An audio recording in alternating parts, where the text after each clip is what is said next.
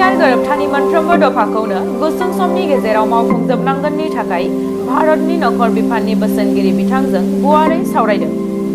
दुलाराय बर' फरायसा आफादनि आफादगिरि मुस्रि दिपेन बर'नि दैदेननायाव दिनै बिटिआर गोरोबथानि दफाफोरखौ गोरोबथा बायदियैनो मावफुंनांगौनि थाखाय सा सानजा भारतनि नखर बिफाननि उफ्रा सेक्रेटारि मानगोनां मुस्रि पियुष गोयल आरो सा सानजा भारतनि नखर बिफाननि बोसोनगिरि मुस्रि ए.के. मिश्राजों गुवारै सावरायलायो। गुवारै सावरायनाय आयदा 1 बाउन्डारि कमिसननि गेजेरजों सीमा बारायनानै गामि सोसननाय। 2 कार्बि आंलंनि बर'फोरनो हाजोआरि मोनथाय एसटि हिल्स होनाय।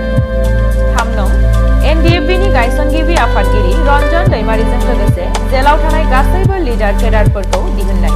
4 बर' लाइमोनफोरखौ पारा मिलिटारिनि गेजेरजों साख्रियाव थिसननाय आरो आद्रा थाबावनाय दफाफोरखौ गुसुं समनि गेजेराव मावफुंनांगौनि थाखाय मिरु एबसुनिफ्राय गोसोखां बिलाइबो गथायनाय जायो। बेनि अनगायैबो कार्बि आंलंनि बर'फोरनो फैगौ गोलोम बोथोरनि पार्लियामेन्ट जिरायनायनि सिगांनो हाजोआरि मोनथायखौ होनो थाखायबो एबसु आरो कार्बि आंलं जिल्लानि मोखां आफादनि दैदेनगिरिफोरजों जथायै आलादायै गोसोखां बिलाइबो गथायबावनाय जायो। बे सावरायहैनायाव मिरु एबसुनिफ्राय फारियै लेङाइ आफादगिरि मुस्रि खोरोमदाव वारि, गाहाय नेहाथारि कनिन्द्र बसुमतारी आरो गेलेमु नेहाथारि गणेश बसुमतारीयाबो बाहागो लायो।